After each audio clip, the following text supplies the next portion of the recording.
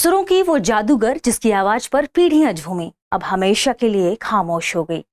भारत की महान और दिग्गज पार्श्व गायिका आशा भोसले जी का 92 वर्ष की उम्र में निधन हो गया, जिसका कारण बताया जा रहा है मल्टी ऑर्गन फेल्यूर। ध्यान रखिएगा, आज ही सुबह मुंबई के ब्रीच कैंडी हॉस्पिटल में उन्हें भर्ती कराया गया था।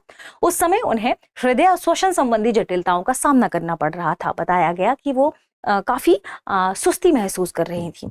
बाद में डॉक्टर ने मल्टी ऑर्गन फेल्यूर को इनकी मौत का रीजन बताया। अगर बात करें इनके करियर की शुरुआत की और इन्होंने अभी तक कितने अवार्ड प्राप्त किए हैं, इनकी उपलब्धियां क्या रही हैं, तो ध्यान रखिएगा, इनका जन्म हुआ था महाराष्ट्र के सांगली में, ठीक है। और इन्होंने करियर की शुरुआत की थी 1948 में। फिल्म आई थी चुनरिया। चुनरिया में उन्होंने अपने करियर का पहला गाना गाया था सावन आया, ठीक है, ध्यान रखिएगा। यहां से इनके करियर की शुरुआत होती है। तो फिल्म का नाम भी नोट कर लीजिएगा और पहला जो उनका गाना था वो भी नोट कर लीजिएगा, यानी उनका पहला सॉन्ग था जिससे उन्होंने करियर की शुरुआत की 1948। जन्म स्थान सांगली। वो प्रसिद्ध संगीतकार पंडित दीनानाथ मंगेशकर की पुत्री थी और लता मंगेशकर की बहन थी। लता मंगेशकर के बारे में आप जानते ही हैं, वे स्वर कोकिला के नाम से मशहूर हैं और बहुत सारे अवार्ड उन्होंने अपने नाम किए हैं। बात करें आशा भोसले जी की उपलब्धियों के संदर्भ में, तो ध्यान रखिएगा कि हिंदी फिल्म जगत में कहा जाता है कि उनका करियर 70 से 80 साल का रहा है।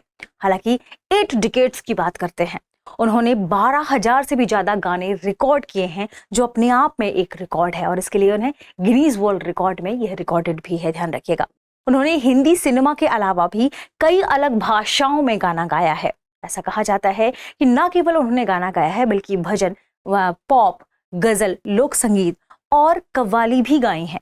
तो उन्होंने अपने वॉइस के साथ लगातार बदलाव किए हैं, समय के साथ इसे बदलती आई हैं, स्वरूप में भी परिवर्तन उन्होंने किया है। यानी आप कह सकते हैं कि पॉप और फ्यूजन दोनों में प्रयोग करने वाली वो भारत की प्रमुख गायिकाओं में से सबसे मशहूर गायिका रही हैं। इसके अलावा उस्ताद अली अकबर खान के साथ उन्हें एल्बम लेगेसी के लिए ग्रैमी का भी नॉमिनेशन मिला था। तो ध्यान रखिएगा, ग्रैमी नॉमिनेशन उन्हें मिला है, ठीक है, मिला था ग्रैमी नॉमिनेशन के एल्बम लेगेसी के लिए। तो लेगेसी में यानी इस एल्बम में किसके साथ उन्होंने काम किया है, तो ध्यान रखिएगा उनका नाम और उनका दोनों का साथ में नाम आएगा, उस्ताद अली अकबर खान, ठीक है।